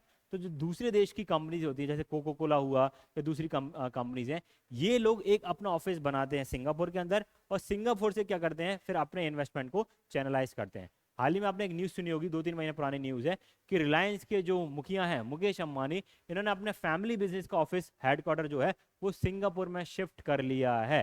तो इसके कारण से क्या होगा, जो इंडिया के अंदर उनको 25-30% टैक्स देना पड़ता था, वो टैक्स उनको सिर्फ 5% या 6% के आसपास जो सिंगापुर की टैक्स रेट है वो देना पड़ेगा। तो मेजोरिटी लोग, जो मेजोरिटी बड़ी कंपनीज होती हैं, अपने टैक्स को बचाने के लिए सिंगापुर के अंदर अपना हेडक्वार्टर स्टैब्लिश करती हैं, वहां से फिर अपनी एक सब्सिडी कंपनी को क्या करती हैं, स्टैब्लिश करती हैं इंडिया के अंदर, और वहां से इन्वेस्टमेंट करती हैं, जिससे उनका बहुत सारा टैक्स क्या हो जाता है, बच जाता है। तो मेजोरिटी फ्लो कहाँ से आता है हमारे यहाँ पर, एफडीआई का सिंगापुर से आता है। चलिए आगे बढ़ते हैं। EXIM bank, export import bank, EXIM bank जो है उसकी स्टैब्लिशमेंट कब की गई थी? Answer is B 1982। ऐसे क्वेश्चन 2023 के पेपर में भी सीधे सीधे पूछे गए थे। इंपॉर्टेंट क्वेश्चंस हैं, आपको याद करने हैं। इनकी स्टैब्लिशमेंट कब की गई, आप इन सब को याद करके रखेंगे। चलिए आगे बढ़ते हैं। क्वेश्चन नंबर 69, लघु सूक्ष्म एवं मध्यम उद्योगों को भारत के निर्यात में कितने प्रतिशत का योगदान है? जो हमारा एमएसएमई डिपार्टमेंट है, एमएसएमई का हमारा कितना एक्सपोर्ट में कंट्रीब्यूशन करता है? सबसे मेजॉरिटी चंक जो है वो एमएसएमई करता है, that is C is the correct answer. 48% contribution करता है हमारे एक्सपोर्ट के अंदर एमएसएमई सेक्टर। चमड़े से रिलेटेड हो, खाद्यान्न से रिलेटेड हो, छोटे मोटे सारे बड़े प्रोडक्ट जो है वो एमएसएमई, चाहे वो आपके पोल्ट्री से रिलेटेड हो, आर्ट वर्क से रिलेटेड हो, सब एमएसएमई के क्षेत्र से आता है। चलिए आगे बढ़ते हैं। क्वेश्चन नंबर 70, निम्नलिखित में से क्या सही है? क्या सही है, गौर फरमाइएगा, क्या सही है पूछा, क्या सही नहीं है नहीं पूछा गया है। गैर बैंकिंग वित्तीय कंपनी एनबीएफसी में 100% विदेशी निवेश की अनुमति होती है। एनबीएफसी का विनय तथा पर्यवेक्षण नबार्ड करता है। जी पहला ऑप्शन बिल्कुल सही है। एनबीएफसी जो है उसमें अब 100% एफडीआई को भारत सरकार द्वारा अलाउड कर दिया गया है। दूसरा, क्या इसकी जो कंट्रोलिंग अथॉरिटी है वो नबार्ड है? जी नहीं, इसको आज कौन, जब फाइनेंस से संबंधित है तो फाइनेंस से संबंधित जो होगा वो नबार्ड नहीं आएगा। नबार्ड रूरल प्रमोशन में ज्यादा कंट्रीब्यूशन करता है। Correct answer is RBI. RBI इसकी क्या है, कंट्रोलिंग अथॉरिटी है। तो करेक्ट आंसर जो बन जाएगा वो बनेगा A, only one option is correct. 100% FDI हमारे यहाँ पर क्या है, इसमें एनबीएफसी के अंदर में अलाउड है। ठीक है, याद कीजिएगा, बहुत ही इंपॉर्टेंट क्वेश्चन हैं ये सारे के सारे। आप देखिएगा, हो सकता है आपको ये question as it is MPPSC में देखने को मिल जाए। Next question, reserve bank of India के द्वारा मुद्रा निर्गमन किस आधार पर किया जाता है? जो पैसे छापे जाते हैं, पैसे छापना किस बेसिस पे किया जाता है? कि किसी भी तरीके से पैसे छाप दिए जाए? नहीं, अगर हम इसी तरीके से कभी भी सरकार को मन करे और पैसे छाप दे तो एक कंट्री के अंदर में बहुत ज़्यादा इन्फ्लेशन आ जाती है, और इन्फ्लेशन के कारण से अनएम्प्लॉयमेंट भी इंक्रीज हो जाता है। एक तय लिमिट तक ही इन्फ्लेशन को कंट्रोल किया जा सकता है, उसके बाद इन्फ्लेशन कंट्रोल नहीं की जा सकती। वियतनाम, जिम्बाब्वे, कुछ वेनेजुला ऐसी कंट्रीज हैं जहां पर इन्होंने अनगिनत नोट छापे और लोगों में बांटना चालू किया। आज जिम्बाब्वे की हालत ऐसी है कि वहां पर आपको 2-2 3-3 थैले में नोट लेके जाने पड़ते हैं सिर्फ एक ब्रेड का पैकेट खरीदने के लिए। तो आप ऐसे पैसे नोट छाप के नहीं कर सकते। तो क्या पॉइंट है देख लेते हैं। सोना, बिल्कुल सोना, अगर हमको 1000 करोड़ के नोट छापने हैं, ठीक है, चलिए 1000 करोड़ के नोट्स अगर आरबीआई को छापने हैं तो आरबीआई उसके बदले में क्या रखेगा? सोना रखेगा। अज्यूम कर रहे हैं 1000 करोड़ के नोट छाप रहे हैं, बिल्कुल, तो उसको 1000 करोड़ का सोना रखेगा, फिर उसके बाद वो नोट छाप सकता है। विदेशी प्रतिभूति, फॉरेन करेंसी जो है उसको रखेगा, बिल्कुल करेक्ट बात है। भारत सरकार की प्रतिभूतियां, बिल्कुल ये भी हम देखेंगे। और फिर है डी, केंद्रीय बैंक होने के नाते, बीइंग अ सेंट्रल बैंक, वो छाप सकता है। बीइंग अ सेंट्रल बैंक वो नहीं छाप सकता, उसके पास ये तीनों चीजें होना कंपलसरी है। इन चीजों को वो रखेगा तब जाके वो क्या करेगा, नोट छाप सकता है। तो करेक्ट आंसर क्या बन जाएगा? Answer is A, correct answer. चलिए 72, नई विदेश व्यापार नीति की घोषणा कब की गई थी? न्यू फॉरेन ट्रेड पॉलिसी कब अनाउंस किया गया है? Answer is B, B is the correct answer. 31 मार्च 2023 इसकी घोषणा की गई, और इंप्लीमेंट कब से की गई? तो 1 अप्रैल 2023 से। दो फैक्ट हैं, कि कब घोषणा करी गई, तो 31 मार्च को निर्मला सीतारमण जी हमारे फाइनेंस मिनिस्टर हैं, उन्होंने इसकी घोषणा करी थी, है ना। और ये इम्प्लीमेंट कब से की गई, 1 अप्रैल 2023 से इसका इम्प्लीमेंटेशन किया गया। दोनों ही डिफरेंस है, घोषणा करना और इम्प्लीमेंट करना, ठीक है। चलिए question number 74, what is the fixed portion of total deposit and reserve of various commercial banks, ठीक है। जो कमर्शियल बैंक्स होते हैं वो टोटल डिपॉजिट क्या कहलाता है, ठीक है, जो किसके पास रखना पड़ता है, हमें आरबीआई के पास रखना पड़ता है।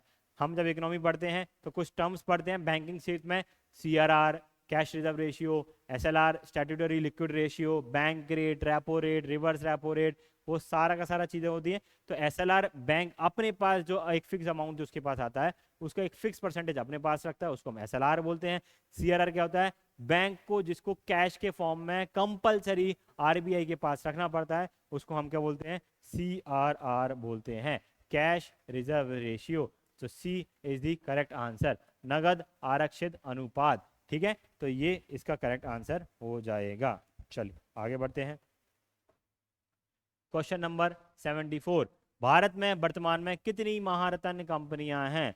हाँ जी, जो लेटेस्ट भारतन कंपनी जिसको बनाई गई है उसके कमेंट में नाम लिखेंगे कि क्या नाम है। करेक्ट आंसर मैं आपको बता देता हूँ, D is the correct answer. हमारे यहाँ भी टोटल कितनी महारतन कंपनी हो गई है, 13 महारतन कंपनी हो गई है। इनकी कंडीशंस को आप याद रखेंगे, एक महारतन कंपनी को बनने के लिए सबसे पहले नवरत्न कंपनी होना कंपलसरी है, 25,000 करोड़ का टर्नओवर हो, 5,000 करोड़ से ज्यादा का प्रॉफिट हो, तभी वो पिछले 3 साल में लगातार, तब उस कंपनी को हम महारतन कंपनी का दर्जा केंद्र सरकार द्वारा प्रोवाइड किया जाता है। तो महारतन कंपनी से रिलेटेड क्वेश्चन कई बार पूछे जाते हैं। इंडिया जो एमपी की महारतन कंपनी है भेल, जो उससे रिलेटेड कई बार आप क्वेश्चन देख चुके हैं, कब स्टैब्लिश हुई, कब महारतन का दर्जा मिला, ये सारे क्वेश्चन आ चुके हैं। चलिए आगे बढ़ते हैं। आत्मनिर्भर मध्य प्रदेश के आधार स्तंभ क्या हैं, जो आत्मनिर्भर भारत है उसके पिलर्स क्या हैं, उनसे संबंधित ये क्वेश्चन पूछा गया है। पहला, physical infrastructure and good governance, ठीक है जी, बिल्कुल सही बात है, ये इसका पॉइंट है, एक फिजिकल गवर्नेंस, इंफ्रास्ट्रक्चर और गुड गवर्नेंस होना चाहिए। दूसरा, हेल्थ एंड एजुकेशन, बिल्कुल सही बात है, हेल्थ एंड एजुकेशन भी इसका है। पॉपुलेशन एंड डिमांड, जी नहीं, ये हमारा इसका पिलर नहीं है, इसकी जगह क्या पिलर है, गुड गवर्नेंस इसका एक पिलर है, ठीक है। Fourth, economy and employment, economy अच्छी हो हमारी, एम्प्लॉयमेंट अच्छा हो, ये भी हमारा क्या है, इसका एक पिलर है। तो आंसर क्या बनेगा, 1, 2 and 4, A is the correct answer, ठीक है। पॉपुलेशन डिमांड की क्या है हमारा एक पिलर, गवर्नेंस इज एक और पिलर है। चलिए आगे बढ़ते हैं। विश्व में सबसे बड़ी चावल निर्यात देश कौन सा है। हाल ही में आपने 2023 में देखा होगा कि अमेरिका के स्टोर्स पे लोगों ने इंडियन राइस के लिए लाइन लगाना चालू कर दी थी, क्योंकि भारत ने राइस पे बैन लगा दिया था। अदर देन आपके बासमती राइस पे इंडिया ने क्या किया था, बैन लगा दिया था। क्यों, क्योंकि इंडिया में ही चावल की प्राइसेस बहुत तेजी से हाई हो रही थी, इसलिए इंडिया ने इम्पोर्ट पर बैन लगाया, इसके कारण से सॉरी एक्सपोर्ट पर बैन लगाया, और उस कारण से पूरे देश में देखा गया कि चावलों की प्राइस जो है वो बहुत तेजी से बढ़ रही थी। तो ठीक है, अब इतना जो मैंने ज्ञान आपको दिया है वो कारण ये था कि भारत की क्या है, रैंक फर्स्ट है एक्सपोर्ट में, राइस एक्सपोर्ट में इंडिया की रैंक क्या आती है, फर्स्ट है एज ऑफ नाउ। तो आंसर क्या बन जाएगा, D, D is the correct answer. Bharat क्या करता है, सबसे ज्यादा एक्सपोर्ट करता है, दुनिया में जो एक्सपोर्ट होता है उसका लगभग 40 से 46% जो एक्सपोर्ट है वो भारत इसको करता है। चलिए नेक्स्ट क्वेश्चन, आसियान की स्थापना के समय इस संगठन में कितने देश शामिल थे। आपके सिलेबस में आसियान, सार्क, ये G20 वगैरह देश हैं डायरेक्टली, तो पूछा जा सकता है। तो स्थापना के टाइम पे इसमें जो कितने फाउंडिंग मेंबर थे, 5 मेंबर थे। क्या भारत इसका सदस्य है, नहीं, बिल्कुल नहीं। क्या चाइना इसका सदस्य है, नहीं, चाइना भी इसका सदस्य नहीं है, भारत भी इसका सदस्य नहीं है। अभी इसके कितने मेंबर हैं, तो लगभग 10 मेंबर इसके अभी हैं। जब स्थापना हुई थी तो 5 थे स्टैब्लिशमेंट के टाइम पे, करंटली कितने मेंबर हैं, तो इसके 10 मेंबर हैं। 3 फैक्ट आपको यहाँ से बता दिया गया। कब ये फाउंड हुआ आसियान, 1967 में, 1967 के टाइम पे आसियान को क्या किया गया था, स्टैब्लिश किया गया था। कहाँ स्टैब्लिश किया गया, थाईलैंड, बैंकॉक में। तो इसके 4-5 जो फैक्ट निकल के आते हैं, सारे आपके फैक्ट्स मैंने यहाँ से आपको बता दिए। थाईलैंड बैंकॉक में इसको स्टैब्लिश किया गया, हेडक्वार्टर इसका है, ठीक है। 5 इसके फाउंडिंग मेंबर थे, अभी कितने मेंबर हैं? 10 इसके मेंबर हैं। चलिए आगे बढ़ते हैं। क्वेश्चन नंबर 78, विश्व बैंक के अनुसार भारत विश्व की तीसरी सबसे बड़ी अर्थव्यवस्था कब तक बन जाएगा? हाँ जी, आदरणीय प्रधानमंत्री जी मोदी जी इसका बहुत जिक्र करते हैं कि हम तीसरी सबसे बड़ी अर्थव्यवस्था बन जाएंगे। कमेंट करके बताइएगा भारत अभी कौन से नंबर की अर्थव्यवस्था है और कब तक हम 5 ट्रिलियन इकोनॉमी बन जाएंगे। हाँ जी, इसका सीधा सीधा आंसर है, क्या आंसर है? तीसरी सबसे बड़ी अर्थव्यवस्था हम कब बन जाएंगे? तो इसका आंसर है 2030 तक भारत विश्व की सबसे बड़ी अर्थव्यवस्था, तीसरी सबसे बड़ी अर्थव्यवस्था बन जाएगा। पहले नंबर पे आपका रहेगा यूएसए, दूसरे नंबर पे चाइना, तीसरे नंबर पे जापान को हम रिप्लेस करके क्या बन जाएंगे? दुनिया की सबसे बड़ी तीसरी अर्थव्यवस्था बन जाएंगे। और 2047 तक भारत विश्व की क्या होगा? दूसरी सबसे बड़ी अर्थव्यवस्था बन जाएगा। हम किसको रिप्लेस कर देंगे? यूएसए को रिप्लेस कर देंगे 2047 तक। पहले नंबर पे चाइना, दूसरे नंबर पे इंडिया और तीसरे नंबर पे आ जाएगा यूएसए। तो इस तरीके से हमारा जो रोड मैप है 2047 जो हमारा ड्रीम है विकसित भारत 2047, उसमें हम दूसरे नंबर विश्व की दूसरी सबसे बड़ी इकोनॉमी हम बन जाएंगे। चलिए आगे बढ़ते हैं। क्वेश्चन नंबर 79, नई व्यापार नीति 2023 के तहत किस शहर को निर्यात उत्कृष्ट शहर नहीं बनाया जा रहा है? देखिए भाई क्या बोला है, नहीं बनाया जा रहा है under the new trade policy. हाँ जी, क्या आंसर है इसका? Answer is D, Indore. Faridabad, Varanasi, Mirzapur, इन सबको क्या किया जा रहा है? नई जो व्यापार नीति है तो एक्सपोर्ट ओरिएंटेड बना रहा है। हमारे यहाँ ऑलरेडी पीतमपुर में सेज है, हम ऑलरेडी बहुत सारी चीज़ें वहाँ से क्या करते हैं? एक्सपोर्ट करते हैं। सेज के बारे में बताइएगा, अगेन कमेंट करके बताइएगा। सेज से संबंधित सारे जो भी फैक्ट्स हैं, मध्य प्रदेश में कितने सेज हैं, सेंट्रल गवर्नमेंट का सेज कहाँ कहाँ पर है, ये आप सारी चीज़ें इसमें बताएंगे।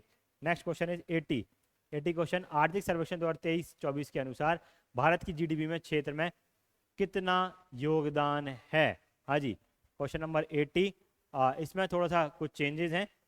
इसका जो आंसर है आपको जो ऐप पे है वो अपडेट कर दिया गया है। यहाँ पे जो आंसर है इसका करेक्ट आंसर इसका जो बनेगा वो इस सी करेक्ट आंसर बनेगा जो 54% है।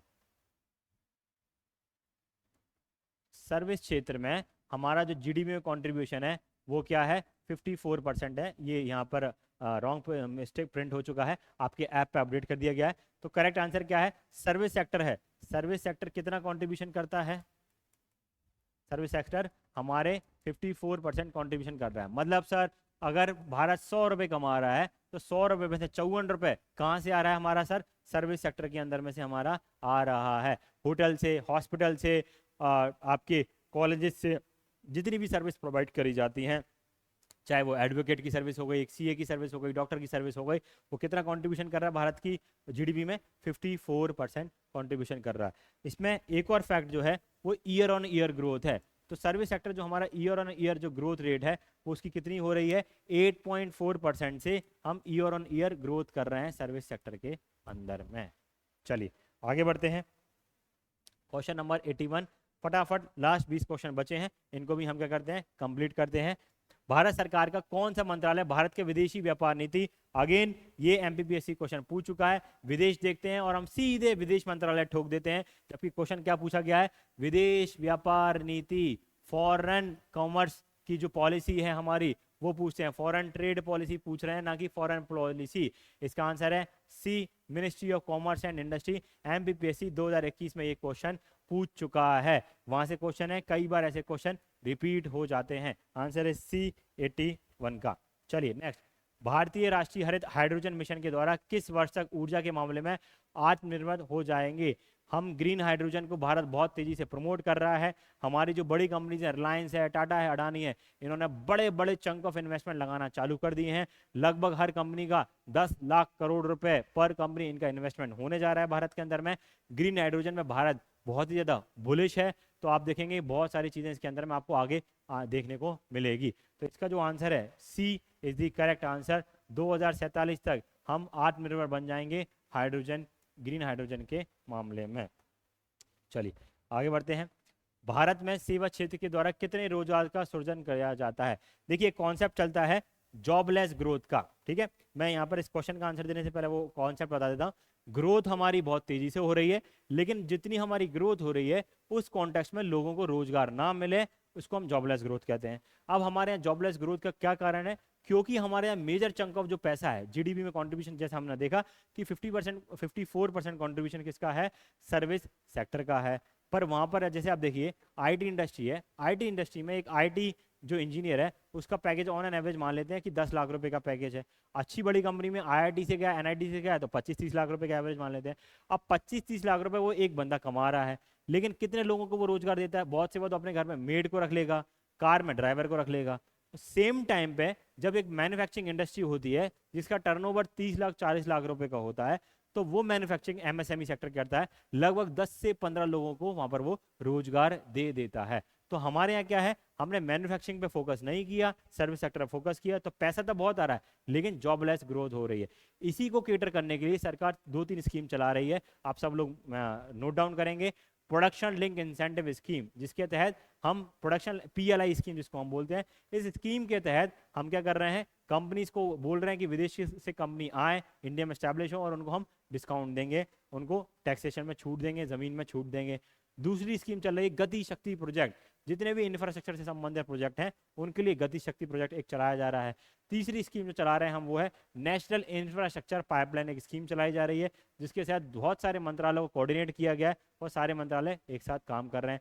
Sagarmala project, Bharatmala project, stand up India, startup India, ये सारे जो प्रोजेक्ट्स हैं ये सारे के सारे हमारे जो मैन्युफैक्चरिंग सेक्टर है उसको बढ़ावा देने के लिए सारे के सारे चल रहे हैं। चलिए क्वेश्चन में वापस आते हैं कि भारत में सेवा क्षेत्र के द्वारा कितने रोजगार का सृजन किया जाता है। Answer is B 28%। कॉन्ट्रीब्यूशन कितना है, 54% है जीडीपी में, लेकिन एम्प्लॉयमेंट में कॉन्ट्रीब्यूशन कितना है, मात्र 28%। चलिए आगे बढ़ते हैं। लिंग में हित में से सही कथन क्या है। भारत निर्यात के मामले में 19वां सबसे बड़ा देश है। भारत सबसे ज्यादा निर्यात संयुक्त राज्य अमेरिका को करता है। भारत सबसे ज्यादा आयात चीन से करता है। भारत आयात की दृष्टि से 15वां सबसे बड़ा देश है। इंपॉर्टेंट क्वेश्चन है, आ सकता है। इसका करेक्ट आंसर है D 1, 2 and 3। 1, 2, 3 is the correct answer, है ना। तो इसके हिसाब से 19वां सबसे बड़ा क्या है, निर्यातक, एक्सपोर्टर है। दुनिया का सबसे बड़े एक्सपोर्टरों में हमारी रैंकिंग क्या आती है, 19 आती है।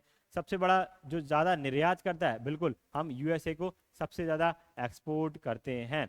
भारत सबसे ज़्यादा आयात किससे करता है, चीन से करता है, ये भी बिल्कुल सही बात है। ठीक है, तो डी 15वां सबसे बड़ा देश है आयात का, ये करेक्ट बात नहीं है। चलिए आगे बढ़ते हैं। क्वेश्चन नंबर 85, भारत वैश्विक स्तर पर किस क्षेत्र में तृतीय स्थान पर है। वैश्विक स्तर पर किस क्षेत्र में हम तृतीय स्थान पे हैं, तो आंसर इज फार्मास्यूटिकल्स उद्योग के क्षेत्र में हम 3rd रैंक पे आते हैं। सबसे ज़्यादा हमारे यहाँ फार्मास्यूटिकल्स काम होता है। दुनिया में हर तीसरे बच्चे को इंडियन वैक्सीन दी जाती है।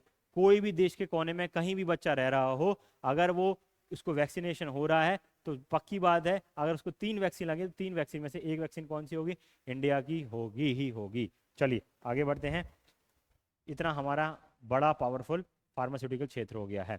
बीमा क्षेत्र में कितने प्रतिशत विदेशी निवेश की अनुमति है। आंसर इज ए 74% हमारे यहाँ पे क्या है, एफडीआई अलाउ किया गया है बीमा क्षेत्र के अंदर। हमने एक और देखा था कि जो एनबीएफसी है, एनबीएफसी में 100% है, लेकिन बीमा क्षेत्र में कितना है, 74%। तो आंसर क्या बन जाएगा इसका, ए इज द करेक्ट आंसर, 86 का ए। चलिए आगे बढ़ते हैं।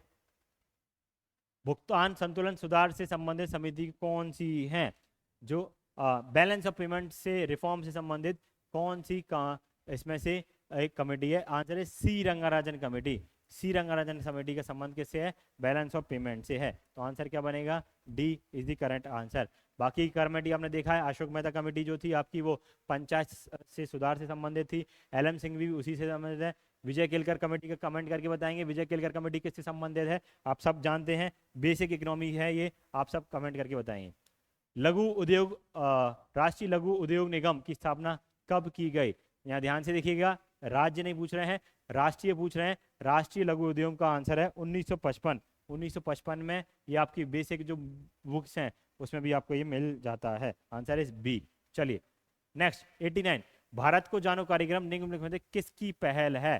शिक्षा मंत्रालय, पर्यटन एवं संस्कृति मंत्रालय, विदेश मामलों का मंत्रालय, स्वास्थ्य मंत्रालय। जी आंसर इज बी, क्या सी? नहीं, इसका आंसर है C is the correct answer है। हम भारत को पहचानो जो स्कीम चल रही है वो किसकी है? विदेश मंत्रालय की है। टूरिज्म को प्रमोट करने के लिए विदेश मंत्रालय ने ये स्कीम चलाई है। चलिए आगे बढ़ते हैं। सुपोषणीय व्यापार एवं मानकों पर अंतर्राष्ट्रीय कन्वेंशन का आयोजन 2-3 नवंबर 2023 को कहाँ किया गया? Where was the international convention on sustainable business and standards organisation on 2-3 November 2023 was held? हाँ जी, Paris, Geneva, Beijing, New Delhi. तो इसका आंसर है New Delhi is the correct answer. ये आपको याद करना है, काफी इंपॉर्टेंट फैक्ट ये है। चलिए 91, देश के कुल सकल घरेलू उत्पाद में प्रतिशत के रूप में कौन सा राज्य प्रथम स्थान है? सकल घरेलू उत्पाद के मामले में सबसे पहले नंबर पर कौन आता है आपका? महाराष्ट्र। महाराष्ट्र में सबसे ज्यादा इंडस्ट्री है, सबसे ज्यादा उत्पादन होता है, इसलिए B is the correct answer. 92, देश में गेहूं निर्यात में मध्य प्रदेश का कितना प्रतिशत भागीदारी है? बहुत इंपॉर्टेंट क्वेश्चन है कि जितना हम एक्सपोर्ट करते हैं, एक्सपोर्ट में मध्य प्रदेश का कितना कंट्रीब्यूशन है? तो करेक्ट आंसर है सी 46% कंट्रीब्यूशन मध्य प्रदेश करता है। अगर हम 100 केजी गेहूं का एक्सपोर्ट करते हैं, उसमें से 46 केजी गेहूं कहाँ से जाता है? आपके प्यारे मध्य प्रदेश से एक्सपोर्ट होता है। ठीक है, चलिए आगे बढ़ते हैं। देश का सकल घरेलू उत्पाद में मध्य प्रदेश की अर्थव्यवस्था का कितना योगदान है? काफी इंपॉर्टेंट क्वेश्चन अगेन है। टोटल अगर 100 रुपये मध्य भारत कमा रहा है तो उसमें से जो कंट्रीब्यूशन है मध्य प्रदेश का वो कितना है? 4.6 is the correct answer. So D is the correct answer. चलिए आगे बढ़ते हैं। भारत का सकल घरेलू उत्पाद में विनिर्माण क्षेत्र का कितना योगदान है? मैन्युफैक्चरिंग सेक्टर का कितना योगदान है? हम सर्विस सेक्टर का देख चुके हैं, 54% है। अब मैन्युफैक्चरिंग सेक्टर का पूछ रहे हैं। मैन्युफैक्चरिंग सेक्टर में हमारा कितना कंट्रीब्यूशन है? जस्ट 17%। सरकार इसको बढ़ाने की फुल कोशिश कर रही है, इसलिए बहुत सारी स्कीम चला रही है। Answer is A is the correct answer. चलिए आगे बढ़ते हैं। स्टॉक एक्सचेंज में कितने प्रतिशत विदेश निवेश का अनुमति है? स्टॉक एक्सचेंज में देखिए, स्टॉक एक्सचेंज एक बहुत क्रिटिकल इंपॉर्टेंट फाइनेंशियल हब होता है। इसमें हम विदेशी जो एफडीआई इन्वेस्टमेंट है उसको ज़्यादा मेजॉरिटी स्टेक नहीं दे सकते, इसलिए अब तक अभी भी इसमें कितना है? जस्ट 49% ही स्टेक इसमें है। मेजॉरिटी इंडियन के पास रहना जरूरी है, तो आंसर बन जाएगा A. Correct answer is A 49%। 96, ठीक है। What are the non performing assets? किसको नॉन परफॉर्मिंग असेट किया जाता है? जब कोई एक लोन ले और लोन लेने के बाद उसको 90 दिन तक उसका ना तो इंटरेस्ट का पेमेंट करे और ना प्रिंसिपल का पेमेंट करे, तब उसको हम नॉन परफॉर्मिंग असेट्स कहते हैं। तो उसके अकॉर्डिंग इसका जो आंसर बनेगा वो आंसर बनेगा D is the correct answer. चलिए तो डी इसका क्या हो जाएगा? D is the correct answer है। 90 दिनों तक किस्त एवं ब्याज का भुगतान नहीं होने वाले ऋणों को हम क्या बोलते हैं? नॉन परफॉर्मिंग असेट्स इनको बोलते हैं, एनपीए। चलिए आगे बढ़ते हैं। सेबी की स्थापना कब की गई थी? सीधा सीधा आंसर है, आपको आपके सिलेबस के में भी है।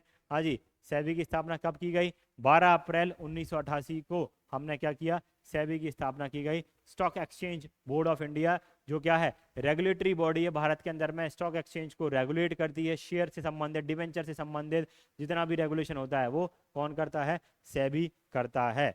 चलिए आगे question number 98, for what purpose was the security and exchange board of India establish?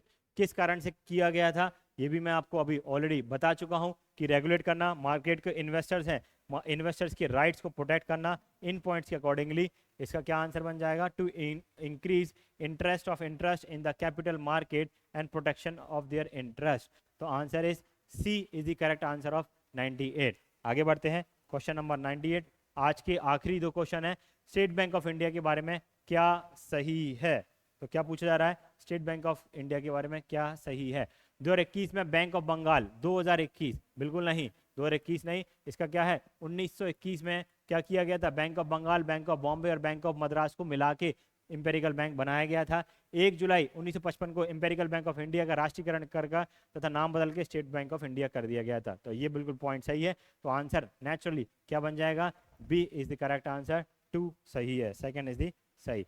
Last question आज का, 16वें वित्तीय आयोग के अध्यक्ष कौन बनाए गए हैं। हाल ही में 16वें वित्तीय आयोग को आपने देखा था कि रिपोर्ट न्यूज में रहा था, 2025 तक इसका रहेगा। चलिए, तो वित्तीय आयोग का जो आखिरी क्वेश्चन है, इनका आंसर है अरविंद पनगड़िया। अरविंद पनगड़िया साहब को वित्तीय आयोग को क्या किया गया है, चेयरमैन बनाया गया है। तो आंसर क्या हो जाएगा, C is the correct answer. Arvind Panagariya वित्तीय आयोग के अध्यक्ष बनाए गए हैं। वित्त आयोग का आर्टिकल कमेंट करके बताएंगे किस आर्टिकल के तहत वित्त आयोग को कॉन्स्टिट्यूशनल पावर दी गई है। वित्त आयोग का मेन काम क्या होता है, राज्य और केंद्र के बीच में जो फंड्स हैं, फंड्स का बंटवारा करना। कंसोलिडेटेड फंड ऑफ इंडिया में जो पैसा बचा हुआ है, उस पैसे को बंटवारा करती है केंद्र सरकार और राज्य सरकार के बीच में। आशा करते हैं ये जो 100 क्वेश्चन है, इनमें लगभग 600 से 700 फैक्ट्स हैं। इस वीडियो को आप बार देखेंगे, वापस से देखिएगा, कंप्लीट कीजिएगा और इसके नोट्स बना लीजिएगा। हो सकता है इससे आपको 1 या 2 क्वेश्चन मिनिमम वहां पर आते हुए दिख जाए, और हो सकता है ज्यादा भी क्वेश्चन दिख जाए। ठीक है, तो हम आशा करते हैं आपने अच्छे से लर्न कर रहे हैं, बहुत अच्छे से आपकी प्रिपरेशन कर रहे हैं। अपने आप को हाइड्रेटेड रखिए, गर्मी बहुत पड़ रही है, और पढ़ाई करते रहिए। इसी के साथ आप हमारे फास्ट आइज एकेडमी को हर प्लेटफॉर्म पे फॉलो कर सकते हैं। इंस्टाग्राम पे हम करंट अफेयर्स वहाँ प्रोवाइड कराते हैं। टेलीग्राम पे इन सब पेपर्स की आपको PDF कुछ ही आगे के दिनों में वहाँ पर अवेलेबल करा दी जाएगी। Hope for the best, best of luck for your exam. Thank you दोस्तों, थैंक यू।